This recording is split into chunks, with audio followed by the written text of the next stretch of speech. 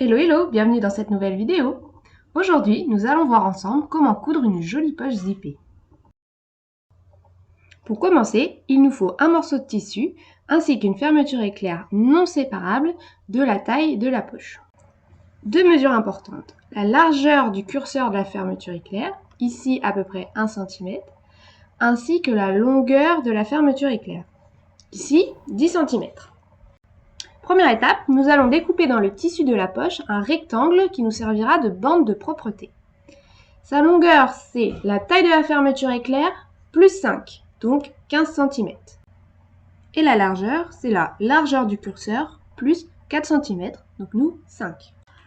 Ensuite, nous allons marquer l'emplacement de la poche sur la bande de propreté en pointant la largeur du curseur, donc 1 cm, et la longueur de la fermeture éclair, donc 10 cm. On pose l'endroit de la bande de propreté sur l'endroit du tissu à l'emplacement de la poche et on vient piquer au point droit à la machine le long de notre rectangle de 1 par 10 cm. Et voilà, il ne reste plus qu'à fendre et cranter en capucin au milieu du rectangle. C'est le trait noir sur la vidéo. On fait passer la bande de propreté par l'ouverture sur l'envers du tissu. Si vous avez des petits plis aux extrémités, c'est que vous n'avez pas coupé assez proche du bord dans les angles. Un petit coup de ciseau et c'est corrigé. Un coup de fer à repasser et voilà, on a une petite fenêtre. On positionne le zip de la fermeture éclair dans cette fenêtre, endroit du zip contre l'envers du tissu.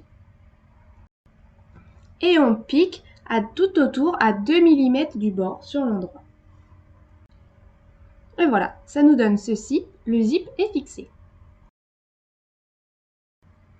On attaque la poche maintenant. On retourne le projet sur l'envers. Petite pause dans la vidéo pour découper les deux pièces de la poche. Le fond de poche d'abord, un rectangle de longueur égale à la taille de la bande de propreté, donc nous 15, et de hauteur égale à la taille de la poche, nous 15 aussi.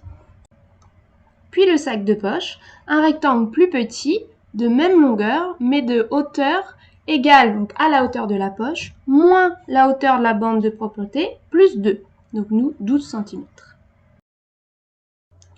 On positionne endroit contre endroit le haut du fond de poche sur le haut de la bande de propreté. On épingle ces deux parties ensemble sans prendre le tissu principal. Et on vient piquer au point droit à 1 cm du bord. La poche commence à prendre forme. Ensuite, on vient placer le bas du sac de poche sur le bas de la bande de propreté endroit contre endroit. On peut déjà visualiser le rendu final à cette étape. On épingle les deux tissus ensemble, toujours sans prendre le tissu principal. Et on vient piquer à 1 cm du bord au point droit.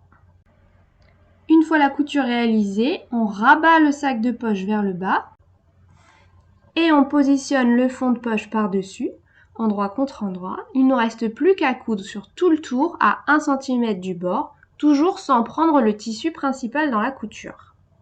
Et voilà. Si votre poche zippée sera dans un vêtement ou un accessoire doublé, vous n'avez pas besoin de surfiler les bords. Ce n'est pas plus compliqué que ça, la poche est terminée. Je vous dis à très vite pour une nouvelle vidéo et n'hésitez pas à aller faire un tour sur le site internet de kpdidées.fr.